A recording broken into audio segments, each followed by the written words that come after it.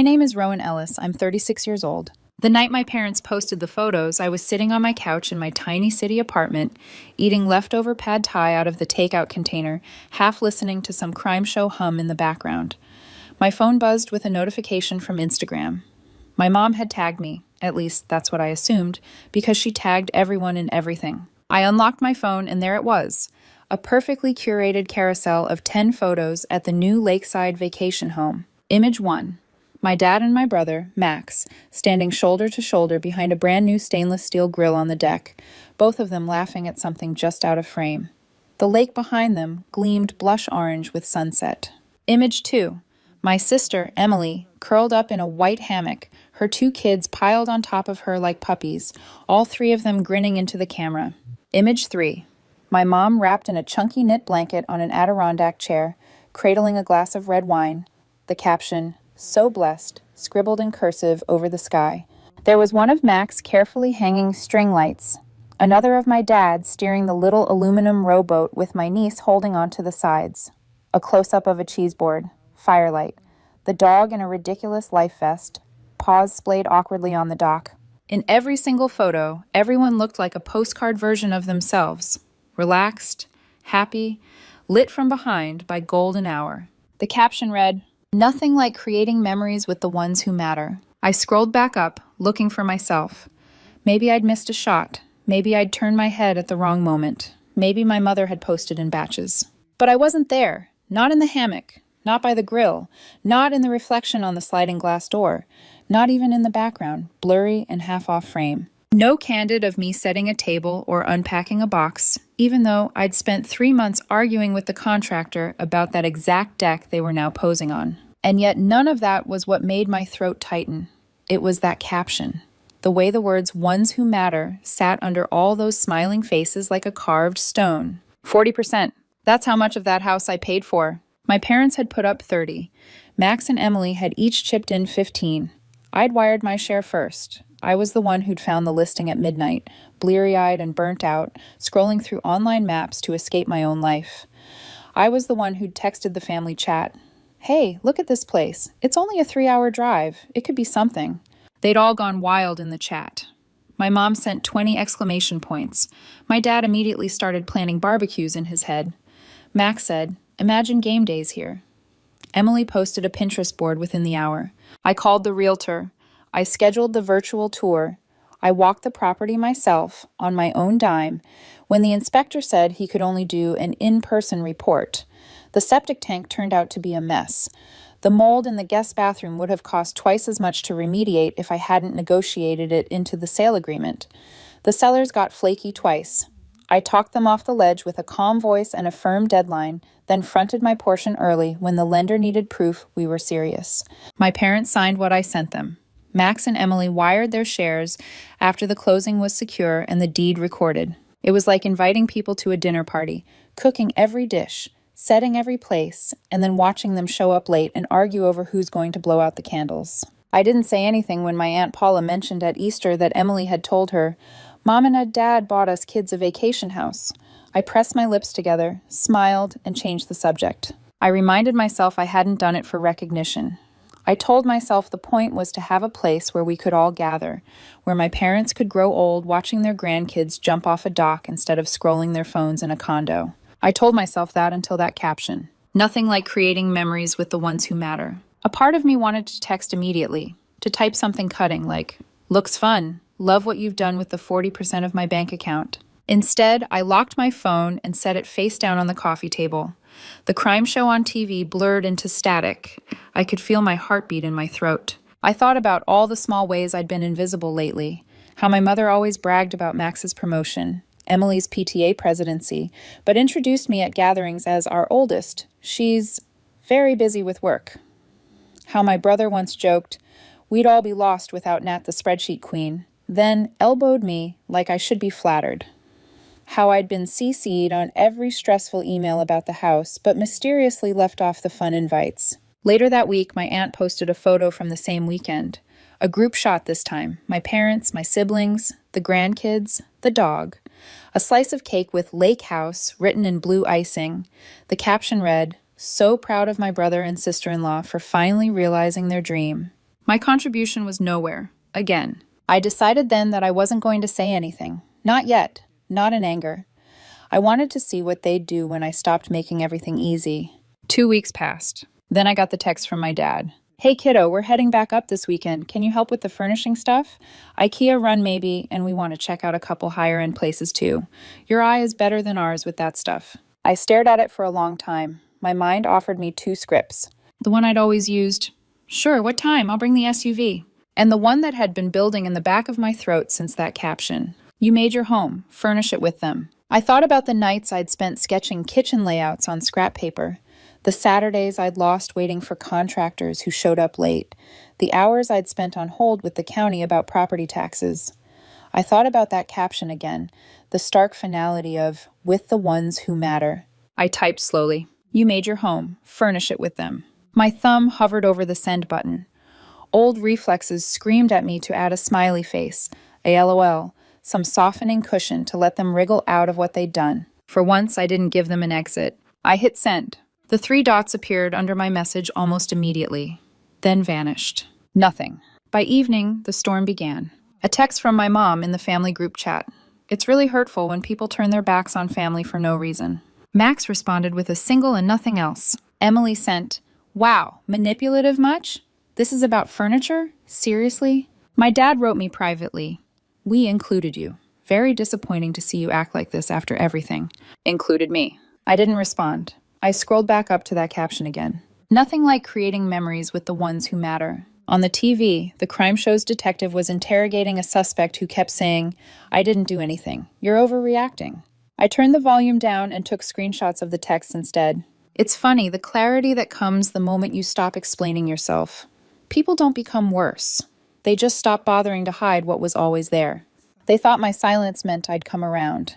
They had no idea it was the first move in a game I wasn't playing anymore. When I didn't respond to the flurry of texts, the family group chat went dead, like someone hit a light switch. No more good mornings, no recipe links from my mom, no pictures of my niece's school art projects, just this blank space where our noisy, surface-level closeness used to be. I knew that silence. It wasn't peace. It was planning. We'd gone through this cycle before. Whenever I pushed back or said no, there was always the same pattern.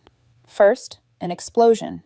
Accusations, guilt trips, passive-aggressive comments about how family always helps. Then silence, the cold shoulder, the behind-the-scenes calls to extended relatives, the speeches about how we're worried about Rowan, she's pulling away. Finally, the rewriting. By the time they came back around, the story would be adjusted just enough that I was the unstable one, the controlling one, the ungrateful one. I could practically hear the script being reworked without even being in the room. 3 days later, my mom sent me a link with no message attached. Pinterest board, lakeside vibes for fall. Navy and cream sofas, porches draped with plaid blankets, lanterns next to manicured fire pits, rustic signs that said things like lake life and good vibes only. The subtext was familiar. Nothing happened. We're moving on. Here's your chance to slide back into your role quietly. I didn't click it. A few hours after that, my brother tried his version of repair. He called while I was reviewing a client presentation. I let it go to voicemail. 10 seconds later, a text popped up. Whatever this is, get over it. You're blowing it up. I stared at the message, incredulous. Whatever this is. As if he hadn't watched me coordinate every painful step of that house. As if the only acceptable emotional volume for my hurt was mute. I typed, "It's not nothing, Max," then deleted it. He wasn't asking for my perspective. He was instructing me to drop it. I didn't respond.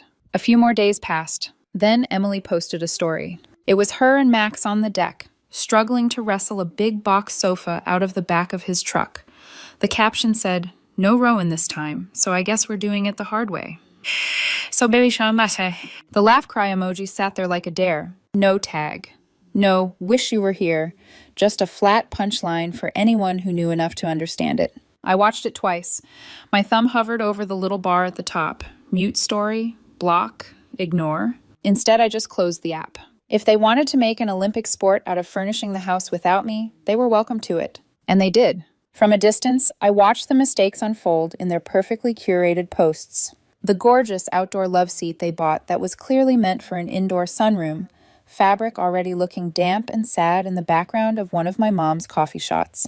The wall-mounted TV they hung so low that in every photo it looked like a giant rectangular altar. The fake plants crowding every corner because, as Emily joked in one caption, no one wants to drive up just to water things, LOL.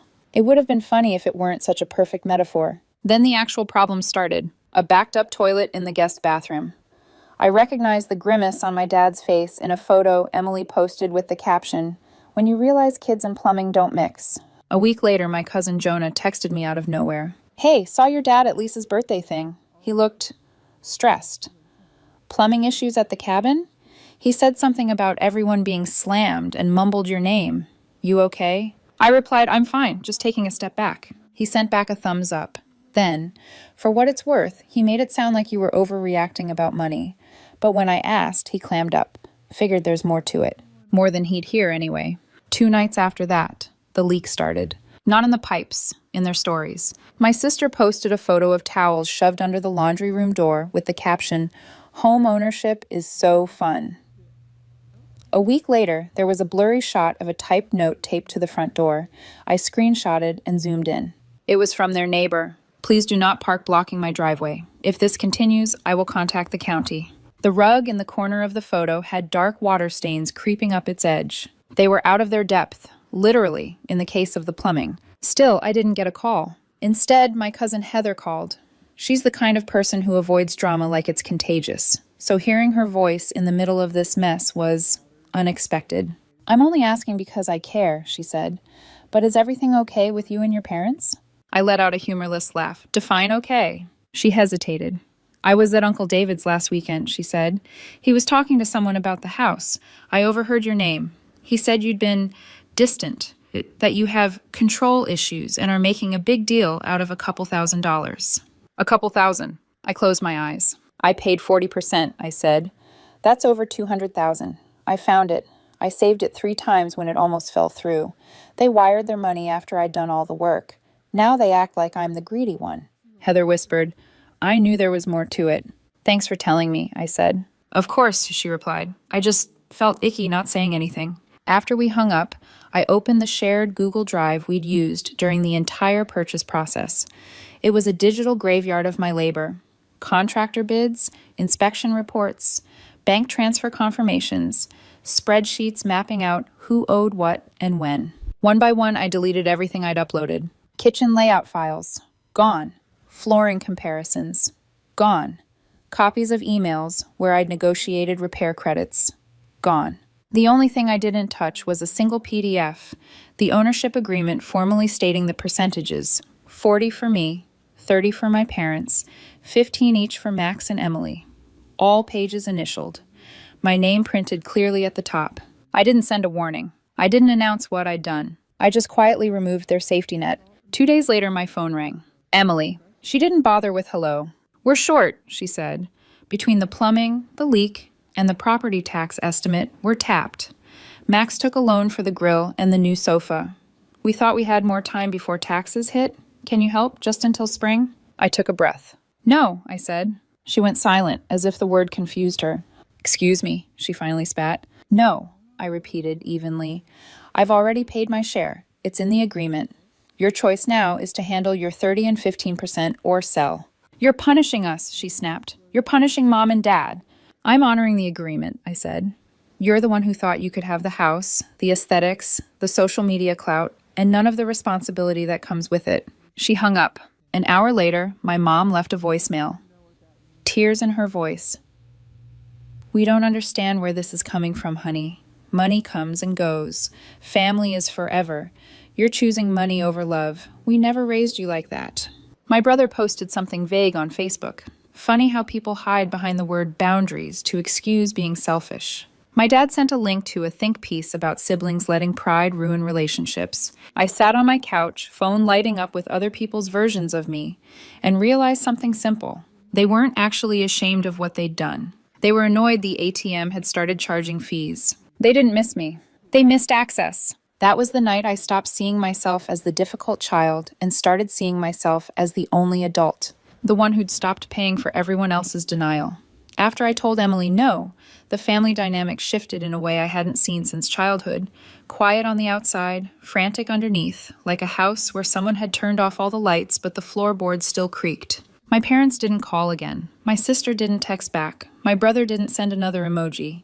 They all fell silent in rehearsed unison, as if waiting for me to panic at the absence and crawl back into position. But nothing happened. For the first time in my life, I didn't chase the silence. I let it sit, let it spread across the group chat like frost. That's when the problems at the house started piling up faster than they could explain away on social media. The plumbing they fixed by watching YouTube videos failed again, this time harder. Mold crept up the laundry room drywall like ink spreading through paper. The neighbors complained 3 times. Once about noise, once about parking, once about unsecured trash attracting wildlife. And then nature delivered the blow none of them were prepared for. Winter, early, severe, unforgiving. A storm hit the lake region with a force no forecast had mentioned. Power lines iced over. The whole area went dark. The pipes froze, then burst. The guest bathroom, the laundry closet, and part of the hallway were soaked. Water seeped into the subfloor, warping the boards they'd installed crookedly to begin with. Insurance covered some of it. Not the furnace, not the rotting baseboards, not the emergency call-out fees, and not the critical piece they'd failed to do, winterizing the pipes before the storm. I learned about all of this not from them, of course, but from my cousin Jonah again. He sent a simple text. "Hey, your family okay? Heard the lake house got hit pretty bad." I stared at the message for a long time before replying. "I'm sure they'll figure it out." He sent another message. "I think they thought you'd show up." Of course they did. In their minds, I was still the dependable one, the fixer, the quiet backbone of a family that never acknowledged its bones. But I was done holding them up. And without me, they finally started collapsing under their own weight. 3 days after the storm, I got an email.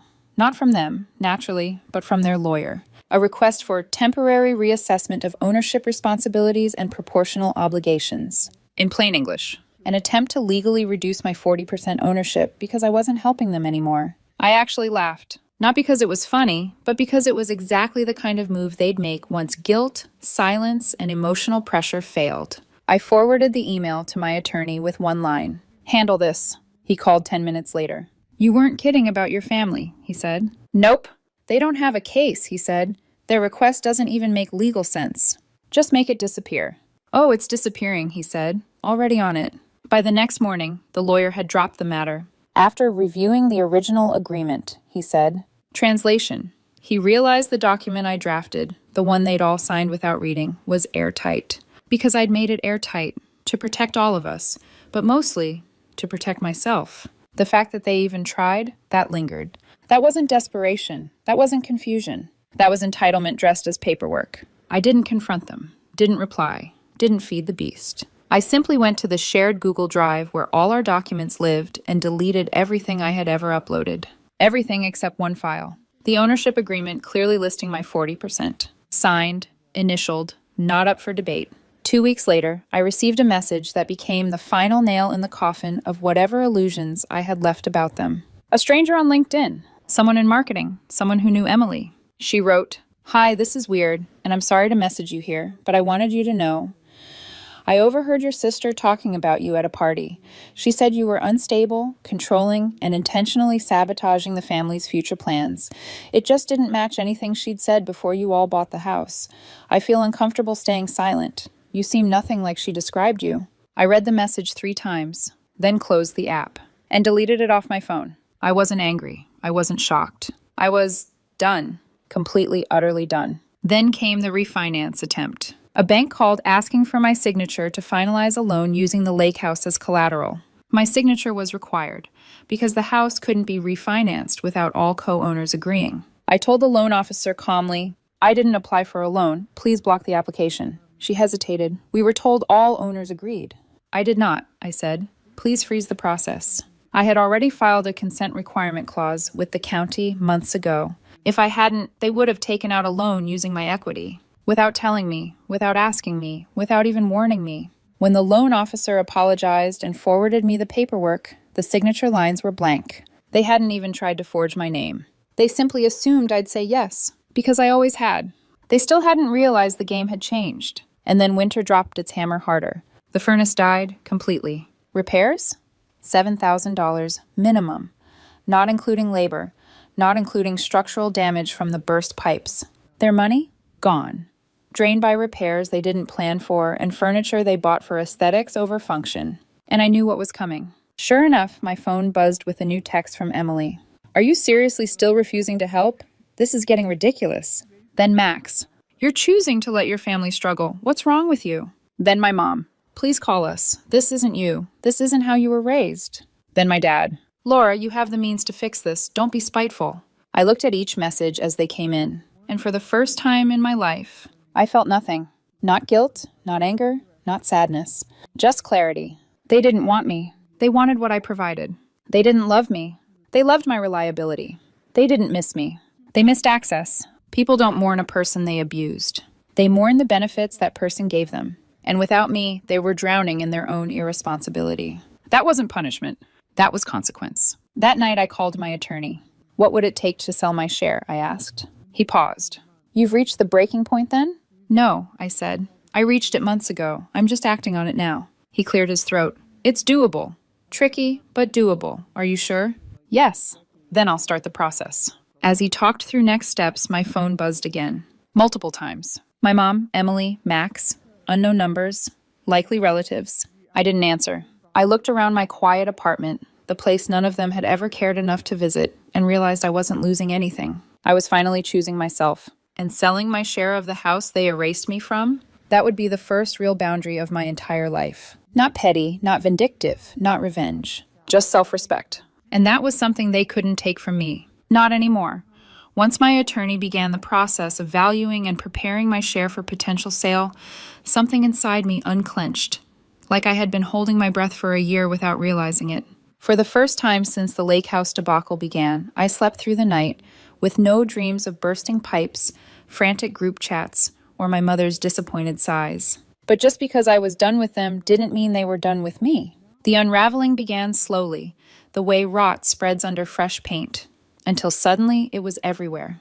The first domino to fall was my brother Max. He got laid off. I didn't hear it from him, of course. He hadn't spoken to me since he called me selfish in the family chat.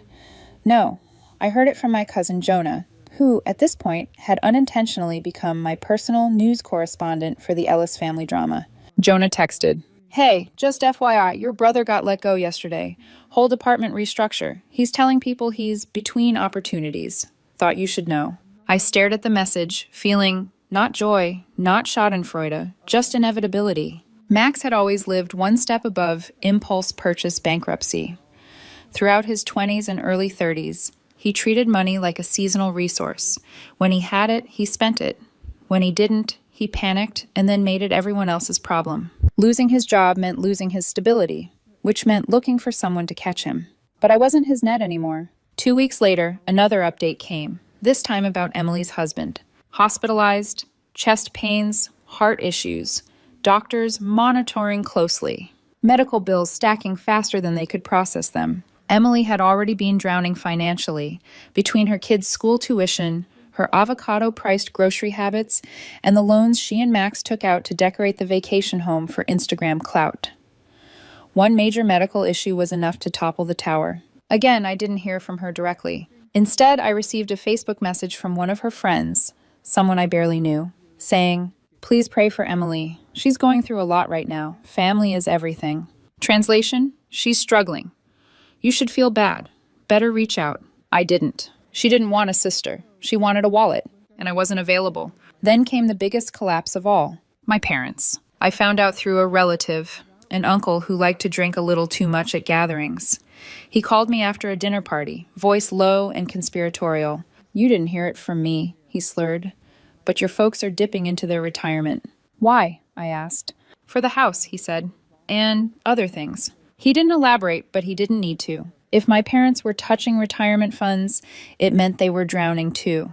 The perfect Instagram-ready life they curated was cracking. And the moment their money ran low, their moral high ground disappeared with it. Around this time, I started noticing a shift in how people spoke to me. Soft voices, careful questions, little verbal landmines disguised as concern. How have you been? We know your family is going through a hard time. It must be tough being the one who's separate. Separate, as if I'd wandered away from the family voluntarily, like a rebellious teenager, and not been pushed out by their entitlement. Then came the spiritual twist, the moment that would have been funny if it weren't so perfectly on brand. There was a knock on my door on a freezing Saturday morning. I opened it to find my parents, standing there with a box of pastries from the cafe near my old office, something they hadn't bought for me since college. My mom's eyes were puffy. My dad looked like he hadn't slept in days. "Can we talk?" my mother asked. I stepped outside and closed the door behind me. I didn't invite them in. We stood in the dim hallway like strangers negotiating a tense peace. My mom clutched the pastry box as if it were a peace offering to a queen. "We went to see someone," she said finally. "A therapist?" I asked. She shook her head. "A monk." I blinked. "A monk?" I repeated, wondering if I'd heard her wrong. "Your aunt recommended him," my dad said. "He specializes in alignment, energy, ancestral harmony." Of course he did. "And?" I asked, arms crossed. The two of them exchanged a look before my mother spoke softly. "He said our family is suffering misfortune because we wronged someone who gave freely. He said there is a debt, an emotional debt, that must be cleared before things can improve." I waited. "And," she continued, her voice trembling, "he told us that the person we wronged was you." My father nodded slowly. "He said," my dad added, "that forgiveness must be asked for, truly asked for, not assumed." They both looked at me, hopeful in that sad, desperate way people do when they've run out of practical options. It was surreal, absurd, predictable, and painfully symbolic. It took a spiritual intervention, a monk telling them what dozens of ignored conversations never could, for them to even consider acknowledging the damage they had done. I didn't cry, I didn't yell, I didn't scold. I simply asked, "Why now?" My father looked down. "Because nothing is working," he said. "Because everything is falling apart. Because we don't know what else to do." My mother's eyes brimmed. "We're sorry," she whispered. "We truly are." I believed they were sorry, but not for the right reasons. Sorry because they were suffering, not because they had hurt me. But I also knew something else. Their apology, genuine or not, wasn't the key to repairing anything. I nodded. "I forgive you," I said quietly. Their relief was immediate, overwhelming, almost childlike. But then I added the part they didn't expect. "But forgiveness doesn't mean access." My mother's face fell. My father blinked. "I'm not coming back into that dynamic," I continued. "I'm not fixing the house. I'm not bailing anyone out. I'm not reopening the group chats. I'm not sliding back into my old role." My dad swallowed. "Then, what does forgiveness mean to you?" "It means I don't carry the anger anymore," I said. "But I also don't carry the family." That silence hit harder than any argument ever had. They nodded, slowly, painfully. They didn't push, didn't guilt, didn't demand. They just left the box of pastries on the floor and walked away. And for the first time, I didn't feel like their daughter. I felt like my own person. But while they were retreating, someone else was getting bolder. My sister. 3 days after their visit, she sent an email titled, "Starting Fresh." It had bullet points, actual bullet points, about rebuilding communication, about resetting expectations, about strengthening the sibling bond. At the bottom, she suggested a sisters-only weekend retreat so we could heal and reconnect. I closed the email without replying. 2 hours later, my brother texted, "Truce. Just truce. No apology, no clarification, no ownership." As if we were two toddlers who'd fought over a toy and needed to shake hands. I didn't respond to him either. They weren't trying to make amends. They were trying to regain access. To my time, to my energy, to my money. But that version of me, the one who gave endlessly, didn't exist anymore. And the moment they realized that, that's when everything truly fell apart. After the monk incident, after the pastry box apology, the hallway whispers, the trembling voices, my parents thought we'd reset. Not fully, not instantly, but enough for them to slide me back into orbit. Enough for the old version of me to return. The fixer, the giver, the structural support beam no one ever acknowledged, but everyone depended on. They mistook forgiveness for restoration, but forgiveness isn't glue, it's scissors. The days following their apology were strangely calm, almost eerily so. My mom sent me good morning texts again, bitmojis of coffee cups and hearts. My dad forwarded dad jokes. My siblings stayed quiet, the most honest thing any of them had done all year. And I said nothing, because I wasn't theirs anymore, not in the way they wanted. I'd forgiven them, but I wasn't going back. And they hadn't yet realized that the version of me they wanted had died quietly somewhere between that Instagram carousel and the refinance attempt. The final breaking point didn't come from a fight. It came from an envelope. My attorney emailed me. We have 3 interested buyers. Cash offers on the table, all above valuation. My heart didn't race. My stomach didn't drop. I just felt steady. Like this was the first decision in my life I was making entirely for myself, with no guilt tugging at my ribs, no obligation whispering in my ear. My lawyer asked, "Do you want to proceed?" I typed one word. Yes. Once I hit send, a profound silence settled over me. Not the tense quiet from my family's side, but a clean, uncluttered quiet, like a freshly swept room. The paperwork moved quickly. Cash buyers don't play games. Within a week, my 40% of the lake house, the house I found, battled for, fought to save, was no longer mine. The wire transfer cleared. My name came off the deed. I was officially out. Not just emotionally, legally, financially, completely. My family found out in the most poetic way possible, by trying to use something that no longer belonged to me. It was my brother who called. I didn't recognize the number at first. He'd blocked me weeks earlier in a fit of bravado, but the voicemail he left was unmistakably him. He sounded winded, tired, defeated. "So you really sold it, just like that?" There was a pause, a long one. You actually did it. You really got the last word." I didn't return the call. There was nothing left to say, because selling my share wasn't the last word.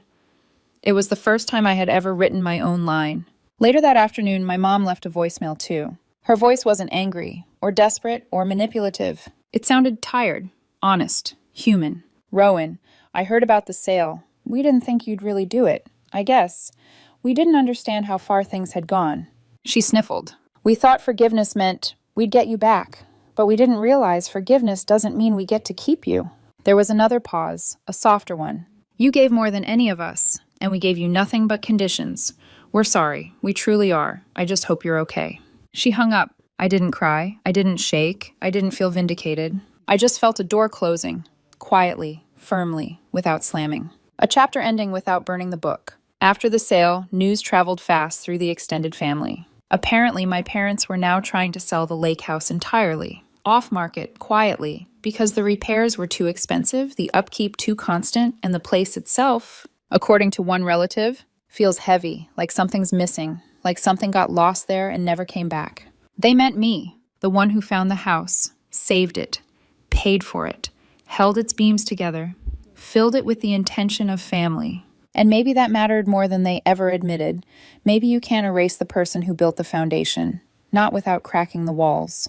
As for me, I didn't take a victory lap, didn't brag, didn't gloat. I took the money from the sale and bought myself something small but entirely mine. A little townhouse on the edge of the city. Not fancy, not impressive, not Instagram-worthy. But when I unlocked the door for the first time, there was no ghost of resentment lingering in the walls. No unspoken debts. No collapsing dynamics. Just a quiet home and room to breathe. My therapist once told me, "You don't heal by fixing the people who hurt you. You heal by deciding their power ends where your door begins." And maybe that's the real twist in all of this. My family didn't lose the lake house because I sold my share. They lost it the moment they decided I didn't matter. And I finally believed them.